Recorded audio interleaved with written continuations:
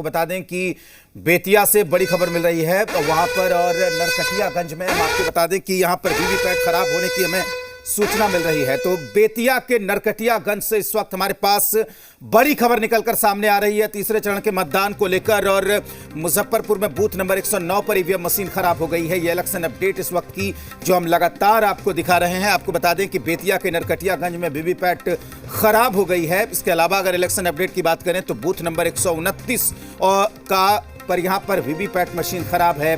बेतिया से ये बड़ी खबर, और बीजेपी अध्यक्ष जेपी नड्डा ने ट्वीट करके मतदान की अपील की है। इस वक्त भारी तादाद में जो तीसरे चरण की विधानसभा सीटें हैं, जहां पर तीसरे चरण के तमाम मतदाताओं से भारतीय जनता पार्टी के राष्ट्रीय अध्यक्ष जेपी नड्डा ने अपील की है कि वो ज्यादा से ज्यादा तादाद में यहां पर मतदान करें। तो इस वक्त की बड़ी खबर, एक और बड़ी खबर इस वक्त हमारे सामने है। हम आपको बता दें कि देखिए बड़ी खबर इस वक्त तीसरे चरण के चुनाव को लेकर नरकटियागंज में एक बूथ नंबर 129 पर यहां पर वीवीपैट मशीन खराब हो गई है, और खराब होने की वजह से यहां पर वोटिंग को रोकना पड़ा है। तो बूथ नंबर 129 नरकटियागंज, और यहां पर वोटिंग रोकी गई है, और जो प्रक्रिया है दोबारा वोटिंग शुरू करने की, वीवीपैट मशीन मंगाने की, उसका पालन यहां पर किया जा रहा है।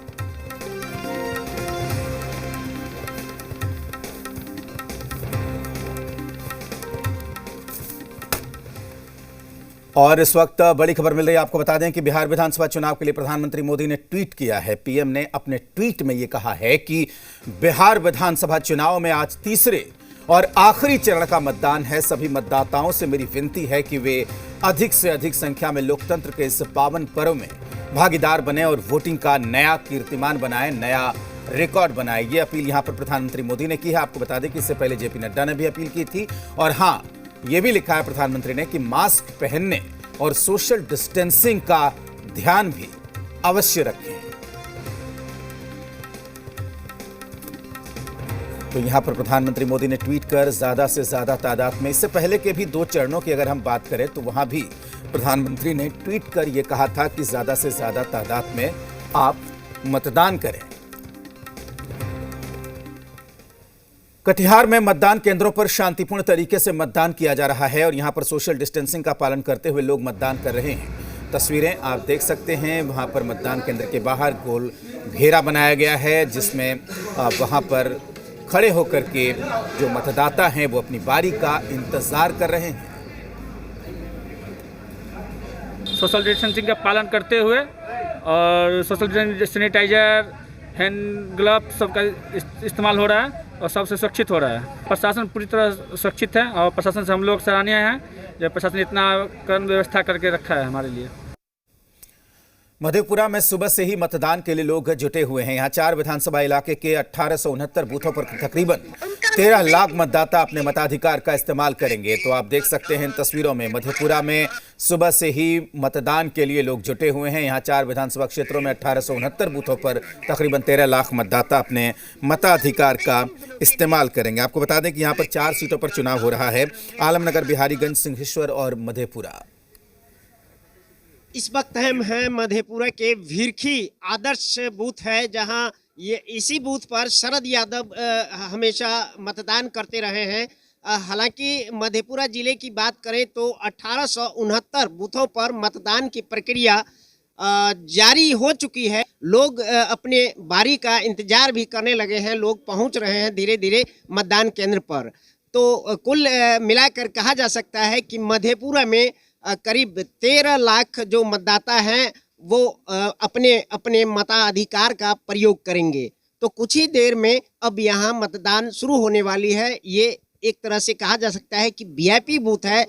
जिस जगह हम यहाँ मौजूद हैं, ये भिरखी स्टेशन रोड है, आदर्श बूथ कहा जाता है। शंकर कुमार, जी मीडिया, मधेपुरा। तो इस वक्त बड़ी खबर मिल रही है मुजफ्फरपुर से। आपको बता दें कि मुजफ्फरपुर में इससे इस वक्त हमारे पास बड़ी खबर मिल रही है, और मुजफ्फरपुर के बूथ नंबर 109 पर इस वक्त मतदान रुका हुआ है। बूथ नंबर 109 पर ईवीएम मशीन खराब हो गई है, और इस वजह से यहाँ पर मतदान जो है वो रुका हुआ है, और जो ईवीएम बदलने की जो वहाँ पर प्रक्रिया है उसका पालन यहाँ पर करने की कोशिश हो रही है। तो आपको बता दें कि बड़ी खबर इस वक्त मुजफ्फरपुर से मिल रही है बूथ नंबर 109। यहां पर ईवीएम मशीन खराब हो गई है और जिसकी वजह से यहां पर मतदान रुका हुआ है और इस पर फिलहाल ईवीएम बदलने की जो प्रक्रिया है उसका पालन यहां पर किया जा रहा है। और बड़ी खबर इस वक्त सहरसा से। सहरसा में मतदाताओं की लंबी कतार देखी गई। सहरसा विधानसभा क्षेत्र के जिला परिषद स्थित आदर्श मतदान केंद्र पर लोगों में खासा उत्साह नजर आ रहा है।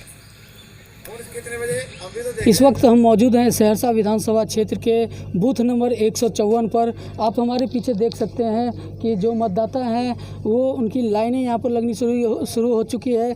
खासकर कोविड को देखते हुए यहाँ पर जो सोशल डिस्टेंस के लिए जो है ये एक घेरा बनाया गया है और जो है जो दूरी है एक दूसरे की दूरी है, मतदाता वो अपने दूरी पर खड़े हुए हैं। यहाँ पर काफ़ी सारे मतदाता युवा मतदाता भी अभी वोटिंग करने के लिए आई हैं। आप युवा मतदाता हैं? No, it's my second time.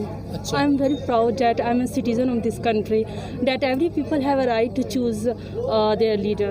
और बहुत खुशी हो रहा है कि हमें अधिकार मिल गया है कि हम भी अब मतदान करें और सही प्रतिनिधित्व को चुनें। मैं तो पहले भी गिरा चुका हूँ, लेकिन मैं इस बार कुछ नई उत्सुकता से आया हूँ अपनी नई सरकार को लाने के लिए। तो देख सकते हैं आपकी अब जो है धीरे धीरे लाइनें यहाँ पर जो है काफ़ी लाइनें लगनी शुरू हो गई मतदाताओं की।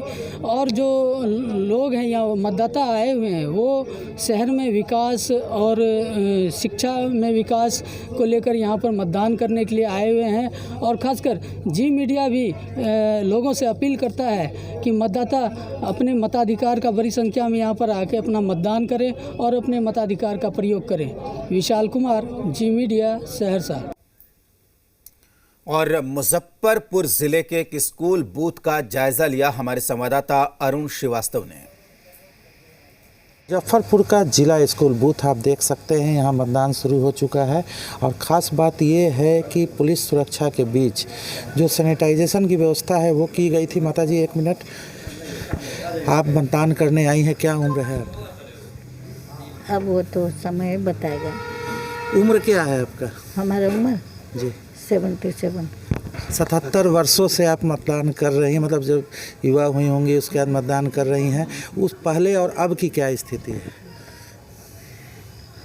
अब ये तो क्या बताएं, तो जो यहाँ की जनता है सब। सीधे तौर पर देखा जा सकता है कि एक वृद्ध महिला है वो मतदान करने पहुंची हैं। कुछ और लोग हैं, उनसे जानते हैं कि क्या मतदान करने आए हैं, क्या मुद्दा होगा आपको? जी, मुद्दा होगा कि बेरोजगारी को जल्द से जल्द हटाया जाए और इस बार नई सरकार को बनाया जाए। सीधे तौर पर कहा जाए तो एक बदलाव की स्थिति नज़र आ रही है और जो युवा हैं उनके लिए मुख्य मुद्दा बेरोजगारी है। अरुण श्रीवास्तव, जी मीडिया, मुजफ्फरपुर। और पूर्णिया में 7 विधानसभा सीटों के लिए मतदान हो रहा है। पूर्णिया के बनमनखी से कृष्ण कुमार ऋषि और रुपौली से बीमा भारती अपनी किस्मत आजमा रहे हैं।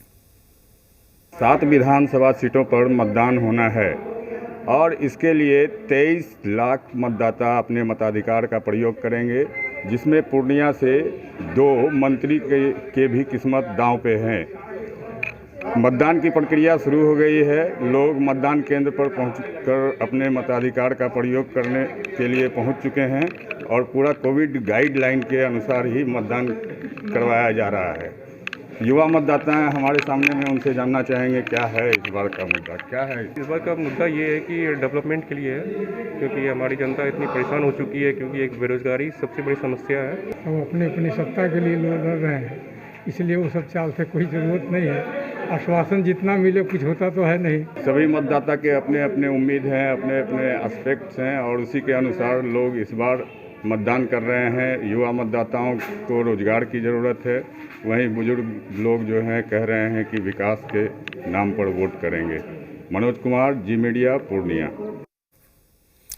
सुपौल में भी मतदाताओं में वोटिंग को लेकर भारी उत्साह नजर आ रहा है। यहां लोग विकास और बेरोजगारी के मुद्दे पर अपने मताधिकार का इस्तेमाल कर रहे हैं। आप मतदान केंद्र की तस्वीरें इस वक्त देख रहे हैं। तीसरे चरण में सुपौल जिले में विधानसभा इलाकों में चुनाव हो रहे हैं और चुनाव लगातार शांतिपूर्ण तरीके से हो रहे हैं। हम अब यहाँ खड़े हैं मतदान केंद्र संख्या 159 पे शहर का यह पब्लिक लाइब्रेरी है और मतदाताओं में काफ़ी उत्साह देखा जा रहा है। सुबह 6:30 बजे से ही मतदाता मतदान केंद्र पर पहुंच चुके हैं और अपनी कतारबंद में खड़े होकर वो अपनी बारी का इंतजार कर रहे हैं। हमारे साथ कुछ मतदाता भी हैं, उनसे हम बात करना चाहेंगे कि क्या व्यवस्था की गई है यहाँ और क्या उन लोगों में क्या उत्साह है, क्या कहेंगे? बहुत अच्छा है और हम लोग अच्छी ढंग से प्रतिराध हैं। सरकार भी अच्छी बनेगी, जो शासन अच्छा ढंग से चलेगा, इसमें कोई दो राय नहीं। युवाओं की एक ही बड़ी मुद्दा होती है बेरोजगारी। हम चाहते हैं जो भी जिनकी भी सरकार बने बस एक बेरोजगारी की बात और सतत विकास का काम करते रहें। यानी बेरोजगारी मुद्दा है, अभी भी बेरोजगारी मुद्दा है। बहुत बड़ी पूरे भारत देश, बिहार ही नहीं पूरे भारत देश की सबसे बड़ी मुद्दा है बेरोजगारी को दूर करना। जो विकास हुआ है उसको हमारे आगे जारी रखना चाहते हैं और विकास ही मेरा मुद्दा है। तो आप समझ सकते हैं कोविड को लेकर भी कई गाइडलाइंस जो जारी किए गए थे चुनाव आयोग के द्वारा, वो गाइडलाइंस का फॉलो किया जा रहा है। किस तरह देखिए, हम कैमरामैन को बताएंगे कि आप देखिए किस तरह सामाजिक दूरी बनाने के लिए घेरा भी बनाया गया है और कतारबंद में लोग जो है मतदाता जो है वो आम लोग मतदान केंद्र पर पहुँच रहे हैं और सुरक्षा के लिए मास्क भी यहाँ पे उपलब्ध कराया गया है और जो लोग पहुंच रहे हैं उनको हैंड सैनिटाइजर कराया जा रहा है, थर्मल स्कैनिंग की जा रही है, यानी कि उनको कोरोना जैसे महामारी से बचाने की भी कवायद चल रही है। जिला प्रशासन की ओर से तमाम मुस्तैद है यहाँ पे अर्धसैनिक बलों की तैनाती की गई है। हम बात करें यहाँ पे सुरक्षा की तो सुरक्षा पूरी चाक चौबंद है। मोहन प्रकाश, जी मीडिया, सुपौल। और बात अररिया की करें तो अररिया जिले की 6 विधानसभा सीटों के लिए मतदान की प्रक्रिया शुरू हो गई है। जिले में 22 बूथ बनाए गए हैं। मतदाताओं की लंबी लंबी कतार सभी बूथों पर देखने को मिल रही है। अनन्या के गर्ल्स हाई स्कूल मॉडर्न पर बने बूथ का जायजा लिया हमारे संवाददाता रवि ने। अररिया जिले के 6 विधानसभा क्षेत्रों के लिए आज मतदान होना है। मतदान को लेकर सुरक्षा के व्यापक इंतजाम किए गए हैं। जिले में 22 मॉडल बूथ बनाए गए हैं। सुबह 7 बजे से लेकर शाम 6 बजे तक मतदान होना है। देखिए, अब सुबह होते ही मतदान केंद्रों पे लोगों की भीड़ जुटने लगी है। लोग अब कतार में खड़े हैं। क्या लग रहा है, क्या व्यवस्था अभी कोविड के मद्देनजर जो है? बहुत अच्छी व्यवस्था है। लोकतंत्र का सबसे बड़ा पिलर है ये। मतदान लोकतंत्र का एक हथियार होता है, सत्ता का, सरकार का गठन का। तो अररिया के model booth girls high school में हम खड़े हैं। आप देख सकते हैं लोगों की भीड़ जितने लगी है और सभी लोग ये कह रहे हैं कि पहले मतदान फिर जलपान। तो हमारा भी आग्रह होगा लोगों से कि अपने अपने घरों से आएँ, निकले और अपने नज़दीकी बूथ पे आएँ, पहले मतदान करें उसके बाद जलपान करें। रवि कुमार, जी मीडिया, अररिया।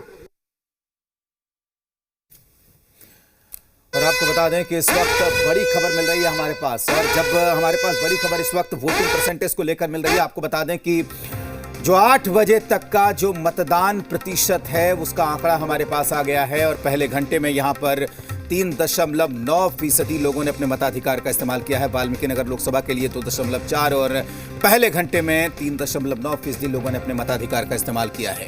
इसके अलावा जो वाल्मीकि नगर लोकसभा सीट पर भी जो चुनाव हो रहा है, उपचुनाव लोकसभा का, वहां पर 2.9% लोगों ने अपने मताधिकार का इस्तेमाल किया है पहले घंटे में। एक और बड़ी खबर इस वक्त हमारे सामने, हम आपको बता दें कि पश्चिमी चंपारण का जो मतदान का प्रतिशत है वो 2.7% लोगों ने पहले घंटे में अपने मताधिकार का इस्तेमाल किया है। अगर पश्चिमी चंपारण की बात करें, 7 बजे मतदान शुरू हुआ और ये 8 बजे तक का आंकड़ा है जो हम आपको आप तक पहुंचा रहे हैं। 2.8 पूर्वी चंपारण के लोगों ने पहले घंटे में 2.8% लोगों ने अपने मताधिकार का इस्तेमाल किया है। तो कोविड काल में ये बेहतर आंकड़ा कहा जा सकता है। हल्की हल्की ठंड, सुबह पहले घंटे में लोगों ने मतदान किया। सीतामढ़ी की अगर बात करें तो 3.1% लोगों ने अपने मताधिकार का इस्तेमाल किया है।